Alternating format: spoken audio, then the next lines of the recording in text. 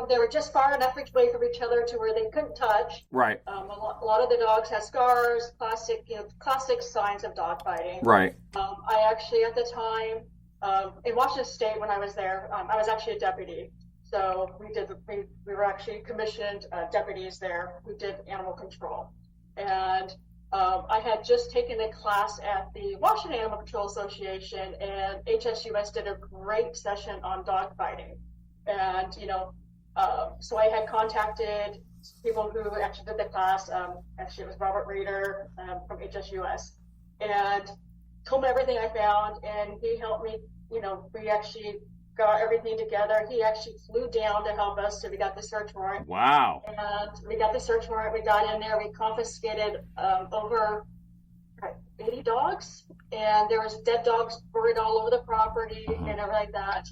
And I can't remember the details because it was a while ago, but for some reason something we did messed it up. The dogs that we buried, because we actually dug up, because it wasn't included in the search warrant. Oh, speak about that. Stop. So pause. Okay, so I love it. So when we do warrants, guys, when we do search warrants, like live, dead, unborn, buried, or above ground. Keep going. Go ahead, girl. Yeah. So because we actually didn't mention that, we dug them up because you could tell they were fresh holes. So we dug them up. We got the necropsies out. Sure enough, they died from their wounds. But for some reason, because it wasn't included, we illegally confiscated those dogs. So that was thrown out. So I learned my lesson from that. We were able to get dog fighting because they had all the paraphernalia. We did all that for other things we found. Mm-hmm. But that's really what we wanted to show, because those dogs actually had died from their wounds. I appreciate you being honest. I appreciate you with the flaws, because everybody learns from it. I have messed up so many cases. Now, I'm an expert on a lot of shit, okay? But I have messed up so many cases that I'm like, okay. And this is why I believe in a checklist to go down and slow down when you go out there. Slow down if possible, and seek an expert. Ask anybody. That's anybody who knows more than you can be an expert, okay? So, on my Do and Do This episode, again, this would be 55 with Darcy Andrade, and she is the Executive Director of Florida Animal Control Association, aka FACA. Doing this for so long, you kind of get in a rhythm and you get a lull, or, you know what I'm saying? When you go out to a call, you're like, okay, I've seen it before, like that. And sometimes you mess up. I appreciate you saying, hey, there's a big case in Washington, where I was from, Washington State. And, we could have did this, a little faulty and everything, but I'm glad you still was able to prove your case. You know what I'm saying? Yes. Next question. Favorite place to visit or vacation? Probably Portugal. Really? Yes, I'm going, after the conference, my husband and I are going to Portugal so I can decompress. Are you going to Lisbon? Yeah, we're going to go to Lisbon. But last year we went to Madeira. It's a beautiful island just off the coast of Portugal. My husband's Portuguese, or he's half Portuguese, so it's actually something that's kind of near and dear to his heart. But kind of our big goal is in 2 years, we're probably going to move overseas for 3 to 6 months, just to do it and have a chance and just kind of do like immersion and learn the language and all that. So that's our 2-year goal from here. So I'm big. I like Portugal because I was gonna because I'm about a few years behind you. I'm trying to save up some more money and get my investment properties straight. I'm a few years behind you. I'm going to South America, aka I would love to go to Portugal and see how it is. I heard the cost of living is good. I heard everybody's cool, everybody's chill. We need to talk. You give me a location where you're at and everything. Don't get me wrong, I will show up. I will show up. Darcy, you already know me. I'm like, okay. And we will have a very good time. Portuguese is a different type of Spanish. It is different. It is really different. My Spanish is okay. I'm okay. I'm getting a lot better. Portuguese, oh Lord. It's a little different. Yep, it definitely is. How you been as far as learning the language? How you been? I haven't even started.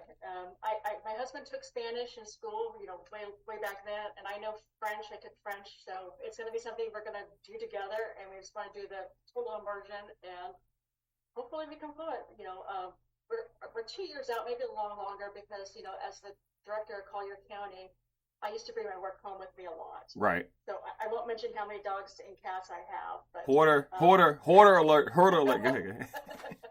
Borderline.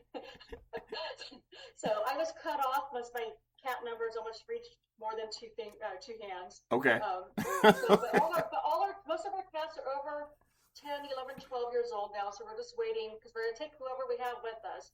We're just waiting for some of the cats who are seniors to. I got you. Transition. Move on. Transition. So we have 15-year-olds, we have 13-year-olds, we have 12-year-olds, and we have 10-year-olds. So. I got you. I'm clear. It's dramatic taking them overseas. Listen. I'm clear. I didn't plan on getting. I guess it's a 1 year. I don't know, because I have cats now. I have 2 cats. I have one. This is going to be Kansu, and the other one's going to be Setmet. And Setmet is about 7, 8, 9, and Kansu is easy 2, 3. So whatever plans I make, I have to incorporate them because they're so young, and make sure I have all the rabies stuff up to date, stuff like that. And I'm going to believe. Don't get me wrong. The reason why I like South America and I love Latin language and culture, stuff like that. The language is not that difficult to learn. For one thing, it's really not. Don't get me wrong. Past, present, okay. So, like, I'm used to the dog went there, but when you spell it out, it's not like that. It's like the dog, pero, is over here, and this is over here. I mean, it's just different how you verbiage, and that's hard for me. That's hard. Even in Spanish, it's actually difficult. I'm like this. What? But this should be over here. So Darcy, I'll be like, what? Even in my lessons, I'm like, but that don't make sense. They're like, motherfucker, it is what it is. I'm like, okay. So I have to learn how to conjugate my verbs. I'm good with my verbs. My adjectives pretty good, but my nouns, I'm okay. So I'm trying to learn. And so I read small Spanish books like a kid. I watch Spanish TV with the subtitles on, stuff like that. So, and then I speak Spanish for like a day. I just speak Spanish the whole day when I'm off, and I go with like that, and I conversate like that. So it's familiar. It's really familiar. And then some of the people I work with, some of the workers I work with, and all I do is speak Spanish to them. They speak Spanish back to me, and I'm like that. It helps me. You know what I'm saying? Now Portuguese, it's a little different. It's a little different. It got a little twang, All right, next question, guys. Are you a good teammate? I'd like to think so. I always I'm always about teamwork. Everybody you have to work together. You have to be able to support each other, and I really like to build teams as a director. And I've been in leadership probably over 20 plus years in animal protection and control. And so I like to think I build great teams and support networks for everybody. So yes, I am a team player. I like I said, I spoke about this before. I'm an okay team player. I kid you not. I can be the asshole of the group. At the same time, I can be the ferocious leader that you ever seen. It really depends on the situation, okay? And me, all right? Darcy, I have had to do a lot of growing up doing this because, when people count on me, you got to step up, At the same time, you could be in your feelings about things, and you try not to bring your ego or whatever you got going home to work, which is hard. So, you're like this, okay, let me get this, leave this alone, but it's in the back of your head. And, I've dealt with the biggest thing I dealt with, I'm going to lie to you, when I was transitioning to everything, divorce. I kid you not. Divorce is hard because especially when there's kids involved, you're like, okay, how do I work this out and move on and stuff like that and transition like that. And then you go to work and people expect you to be this person. I'm like, y'all can all die. But this is how you feel. But you have to swipe left and keep moving. You know what I'm saying? Yep. Keep your feelings when you go to work. You have to be in your mode. You can't let your personal life interfere with what you're doing at work. It's hard. It's hard. Okay, last question on the Easy Eights, and then me and you get into some banter back and forth. Are you a dog or cat person, and why? I am a dog person, and I just love dogs. My husband's a cat person, and we have 9 cats. Hoarder. I am the dog person, and one of our dogs just passed away, my Labrador. She was 15, and I still miss her dearly, and I can't even look at her photo without crying still. Right. But we have 4 little ankle biter, rotten, mean little dogs. I never liked small dogs. I was always a big dog person. I have Great Danes, I've had Labs, I've had Retrievers. Australian Cattle Dogs are probably my favorite. The herding breeds, I love how smart they are. And I accidentally brought home a little puppy that was 3 weeks old just for the night, just to foster for the night because we couldn't leave it at home at the shelter. And that was my gateway dog. And now I have a house full of unadoptable, aggressive little dogs. It was so bad. When I was director at Collier County, my team, they used to have this really mean little dog, like the Humane Society wouldn't take it, it was so aggressive, or we couldn't get rescues to take it. And so they would bring it to the shelter, bring it to me wrapped up in big, huge blankets, and say, Darcy, do you want an office dog? Growling like Cujo, like a 4-pound little chihuahua or something.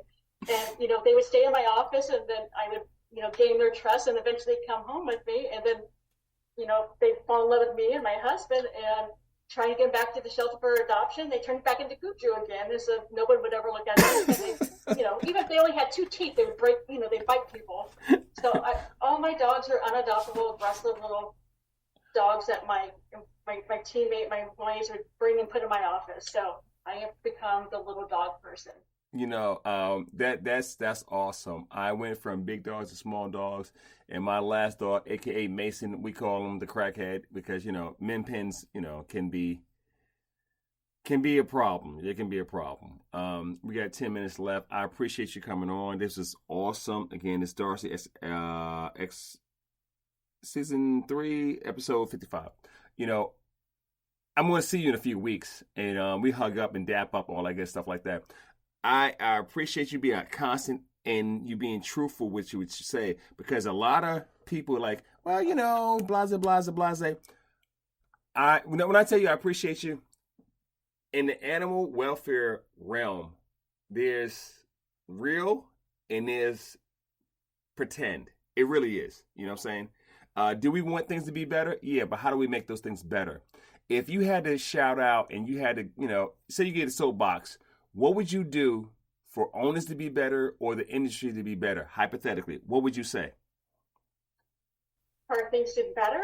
Yeah. Or, I don't know. That's a good question. I just think that people just need to be, just take the time and to understand what their codes and ordinances or statutes are and what they're truly doing, not go through the motions, and to truly understand why they're there, what they're doing, and what their authority is. It's amazing how many animal control officers or animal welfare officers I meet who don't truly understand their codes or ordinances and what they're doing. They just go through the actions. And they go and they handle every single case or every single call exactly the same. No case is the same. No call is the same. And they said, well, so I always just say, but read me the ordinance. What does this say? Why are we here? And I just think that everybody, just one may, one shall, it completely changes everything. And don't get stuck into autopilot to where you just handle everything exactly the same. You have to understand the why of everything. So. Yeah, I like that. When I go out, because I worked a few different places, majority of my career was down in Georgia. And then I moved from Alexandria, and I'm in Maryland now. It is different. It is totally different. And the way you go about talking to people, and interviewing, explaining, educating them is different on your, the way you go about it. As far as the officers, boy, it is different now. It is really different. Absolutely. I came from Washington State, and Washington State, everybody there spayed and neutered. It was like you went to someone's house, everybody's animals were spayed and neutered because that's what you did. And also because Bob Barker told you to do it. moving here to South Florida, when I